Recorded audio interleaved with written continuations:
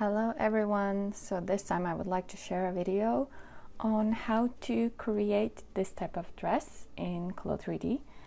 So this time I created the video without speaking at the same time because this was the first time I modeled this dress and I was really kind of focused to find the best way how to do it.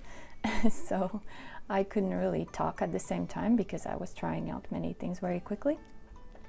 So that's why I recorded the voice separately from this video. Basically, just this dress I wanted to make for a long time. I've seen it as illustration by several people on Instagram, and I always thought, oh, I want to make this dress in 3D. And yeah, so that's why I finally gave it a chance, because there's this detail in the front that I feel like might be a bit challenging because I've never made such detail before. And for this dress I thought a more curvy avatar would probably look better. Usually I just use the CLO's default avatar, but because this is kind of a flashy dress, I thought a flashy avatar would be appropriate. So I created this avatar in DAZ3D, and actually I modeled a little bit the chest area in DAZ3D to create the nice cleavage that would be true to this type of dress. You know, the chest area is a bit squeezed, so that's how I imagined this dress would make the chest area look. And yeah, this, I think about the DAZ, I'm not very skilled in DAZ, but I can do the things that I need to do to get the result I need. So I think later on I can also show what I do in DAZ and what kind of morphs I bought to get the result that I want. Anyway, this actual character that you see here, I also bought on DAZ Marketplace because I really like the face expression. I've tried to make faces like on my own, but I can't really achieve good looking face for some reason. I don't know, it always turns out a bit weird. So that's why I bought this one, because I thought it's really pretty. Anyway, enough about the avatar. So I will explain several things that I'm doing in this video, but I think I will not go so much in detail because this video is really long, and I think I will fast forward several things when I'm just like doing some things that are not that important. Okay, so let's start at the beginning. So I'm using just a regular CLO's default t-shirt from CLO's library, women's one. So in order to create this dress, I need to create the silhouette that is very tight fitted, because this dress is supposed to be tight fitted. And if the starting silhouette is loose, you will have to adjust the silhouette after you have created all the detail, and that's a bit difficult to do, and I think will take a long time. So I think the best thing to do is to start with the silhouette that's gonna be the end result already. And yeah, so basically right now I'm adjusting the base of the t-shirt, make it fitted, adjusting the neckline, adjusting the length, and so on.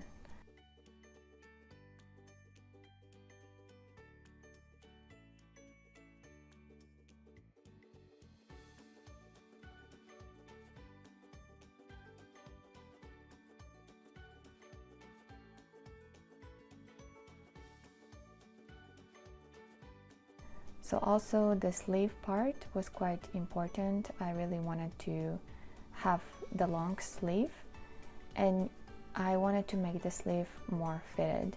So as you can see here, I tried to make a dart, but actually this didn't really work out that well. So I kind of gave up on the dart and just continued with the regular body and sleeve, and it turned out looking good, even though there are some wrinkles around the sleeve, around the armhole. But at the end with this dress, because there are those cut lines, it wasn't that bad.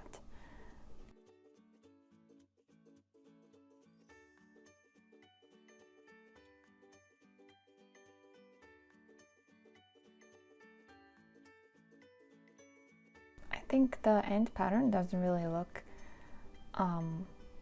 how it would look if that would be a production pattern, but because this is a 3D visualization, I don't really have to be so much worried about the pattern shape, because this dress will never be made as a real sample.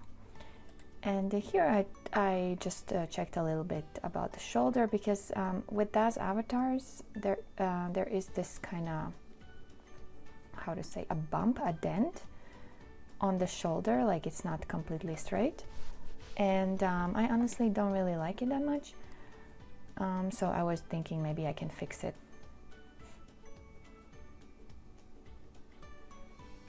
So here what I'm doing, I am creating the internal lines, so these will be the separate panels, and at the beginning I just randomly draw several lines, and I wanted to see the position before I do any cutting, and then I also adjusted the position of lines where I felt like, you know, the more coverage is necessary. And then I would remove the linked editing, because the front of the dress is not symmetric, so that's necessary to do. And now I'm drawing the lines where there will be the split.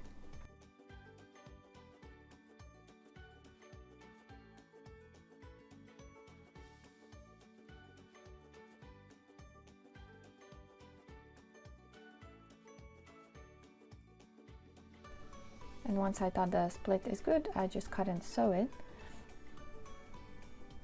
And then I hit it to see where the slit is going, and if it is not revealing certain parts that I don't want to be revealed. Yeah. So I think at this point I kind of decided on this slit. I didn't do any additional adjustments. And now I will cut these lines, so these separate panels. Yeah, so just doing a little bit of merging points and deleting unnecessary points. I usually like to clean my patterns super clean keep my patterns super clean without any extra points, because that can get a little bit annoying. And now I did just cut, because these panels will not be sewn together, and actually this design already I felt like looks pretty cool, like just having those cut lines there. So I think maybe I will make another dress with this type of elements. And here I just kind of considering whether I need to adjust the height of that one panel, which is in front of the crotch area, because obviously I don't want that area to be exposed, and I think my original panel was not wide enough, so that's basically what I'm doing here.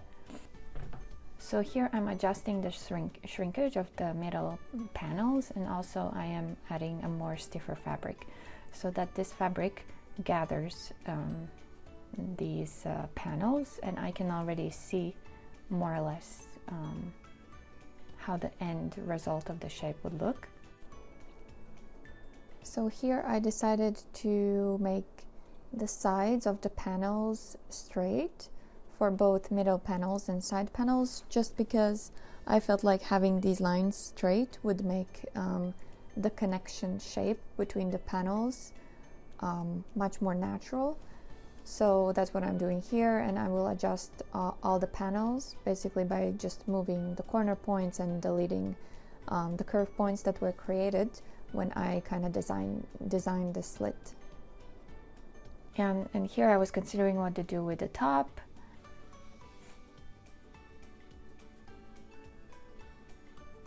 Then I also realized I need to do some sewing between those panels, because they are opening quite a lot, and having some sewing between the side panels helped to create a nicer shape. And now I am working with the panel at the chest area, so I decided to add a little bit volume to these panels so that it kind of lays better around the chest area and creates more wrinkles. Okay, so I'm hiding again the panels to see and check the shape, whether I like it or not, how it will look. And then here I decided to already now do the long sleeves, so that just I can see the proportion of the whole item. Then adjusting the sleeve opening. And also curving the sidelines of the sleeve so that it's much more fitted like this. Here I deleted all the baselines because they keep on annoying me for some reason. Yeah, as I said before, I like clean patterns. I don't like unnecessary baselines because sometimes you kept on connecting them and then it gets annoying, and yeah. So here I added seam taping to those lines where I do the sewing so that those lines are kind of more firm. And here I'm reducing the particle distance and thickness collision to the chest panels, just to visualize the end result, potential end result. And as I have set those panels, I freeze the middle panel. So I want that to stay in the same way. And here I decided I need to add some more measurement to the chest line, but then I changed my mind. And I realized I don't need it. So now I will create the wrinkle detail. So that is a separate pattern piece, just because it's much easier to have that part as separate pattern piece. It's easier to manage it. And whenever I have these pieces where there's a lot of wrinkle, I usually cut them off from the base so that I have more freedom. And then here I'm creating the elastic part, so that will be the part that will be under the wrinkled part. You will see a bit later. I think maybe I'm explaining it in a weird way. So I'm attaching the elastic part to the middle panel, and I'm attaching the wrinkled part to the elastic. So there are these several levels. You have the middle panel, then you have the elastic, and then you have the wrinkle part. Like this. And then I use the flatten tool because there's a lot of sewing that needs to be changed to turn. So I use this flatten tool that allows me to change those sewing lines quickly.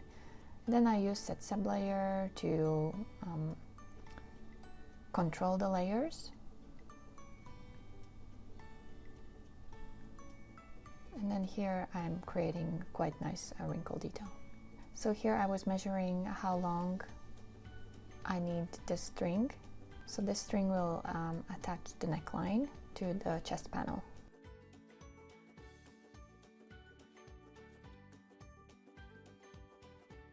And now I finally figured out how I want to finish the neckline. So I will put elastic under the edge of the neckline piece, and it will gather. It will do the gathering. And this panel then I can delete, and then the look is much more natural. And then here I will do several adjustments to kind of find a shape that I like, because I want more wrinkles to be created. And also I made sure that I sew all the elastic strings together so that they pull and interact with each other directly. And then here I do several adjustments, and I noticed that of course the back neckline is stretching. So there I add the elastic of 100 so that it's kind of stretching. It is kind of not stretching out. And then at the end I also decided to add the elastic fabric to back neckline too. And then here I realized that my neckline is not very good, so I have to adjust a little bit the shape.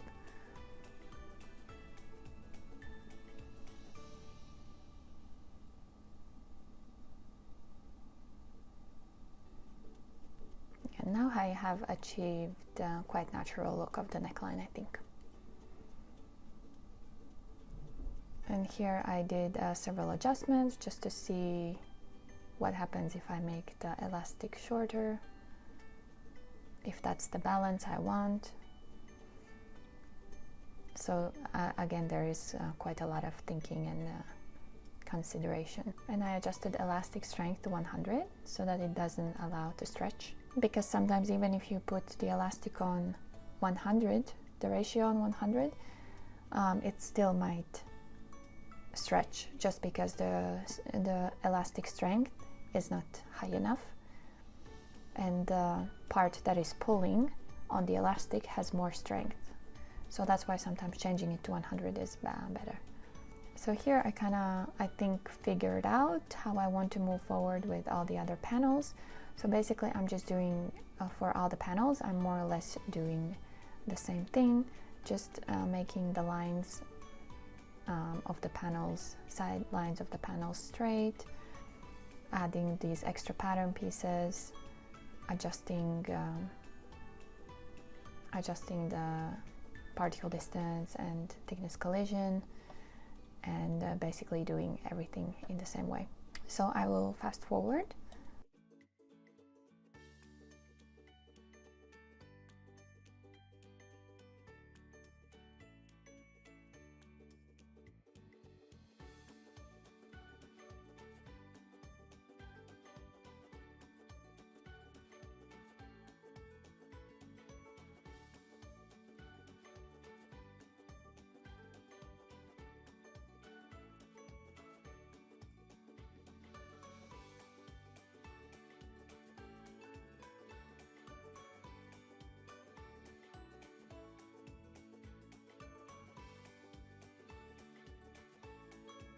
After doing several panels, of course I noticed that the shape where the panels are attached and attached with the string, it doesn't really look natural. So at this stage I wanted to try out a few things, how I could maybe fix this very unnatural shape. So first of all, I wanted to check what happens if I unfreeze these panels. So of course they are not simulating well as expected. So I decided to cut off the pieces where the elastic is attached, and then attach elastic to the side of the middle panel like this. Then I had to redo the sewing a little bit. And now once the middle panel is attached to the side of the elastic, I can adjust the shape of the middle panel and make it more rounded and maybe more natural. So maybe that was my idea.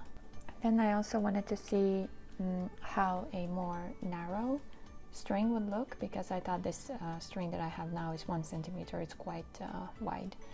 So I just wanted to check if I can easily remove the extra parts by just cutting them off. And of course the result was good. That will be the approach that I will use for other strings as well. First create a 1 centimeter wide one, and then just cut off the extra. I do create the 1 centimeter ones because it's just at the beginning it's easier to sew.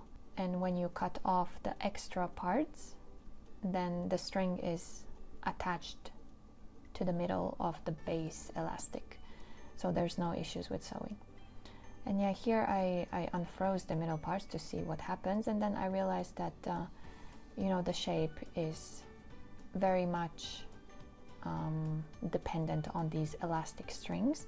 So I will have to adjust the length of these elastic strings, because now they are more or less the same length, but there need to be different lengths.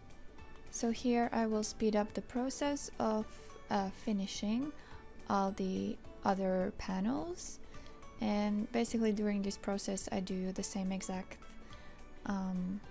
adjustments that I did for the first panels, freezing the middle part, adding the elastic piece, adding the wrinkled piece, adding the strings in between. So there's no special adjustments that I do at this stage.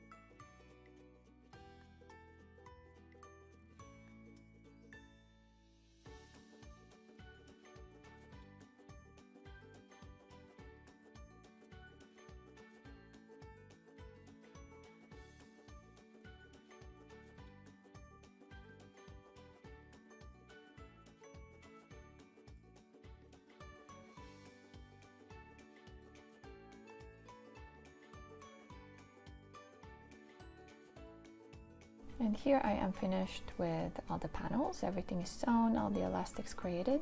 And now I just wanted to see what happens when I simulate the middle panels. And also I'm checking how it looks when I hide those panels.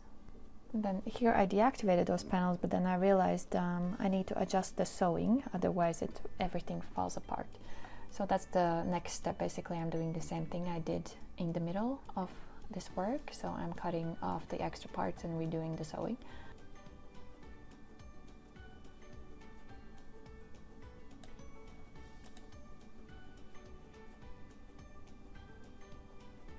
So here I'm simulating without the middle panels, and then I realized actually I don't really need those middle panels because the simulation looks quite natural. So basically I will move forward with just adjusting the length of the strings to have more balance of the position of these panels, but in the end I think it turned out quite nicely. And then here basically I just do the adjustments of the elastics.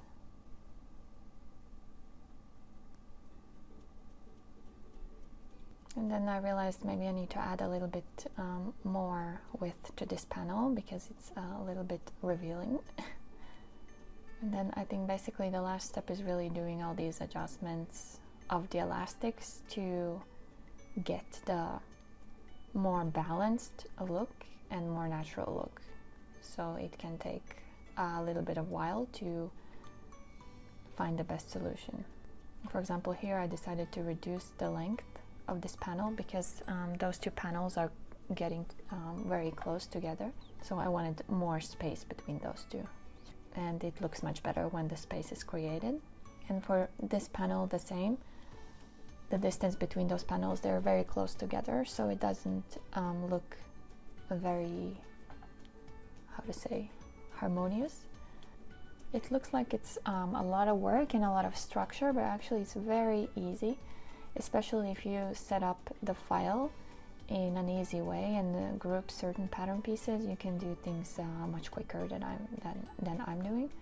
But this was kind of the first time I went from idea to this dress, so I didn't practice it before that much. I did one trial, but just to understand how I want to start the dress. But all these small details I kind of figured out during my work. And here just starting to do some fine-tuning, but basically the general shape of the dress I have finished, and I was so happy about the outcome because I didn't think it would be so easy to make it, and that I have quite a lot of quite a lot of control of the shape. And yeah, so I think this approach was quite successful. Yeah, so basically this was the a video just to show how I create the base shape, and then I will do another video about how to fine-tune this dress, so basically how to make it render ready, and I want to add some more details, texture, things like that, and maybe improve the look a bit more, because maybe some of the panels, they don't have much volume, so they look a bit flat. So I will do that, and I also have to think what I will do with the back of the dress, whether I will leave it a very simple one, or I will add a zipper, or I don't know what. Yeah, so basically there will be a follow-up video after this video about fine-tuning and rendering and all that stuff. So if you are interested in trying out this dress, for sure try it out. I think it's super fun to make it. And if you have any questions, please let me know, either in comments or send me a message. I will be happy to reply and maybe give you some tips if you're struggling with any part of the dress. Yeah, so thank you very much for watching this video. It's a bit on the long side, but I hope you enjoyed. And yeah, have a great day. Bye.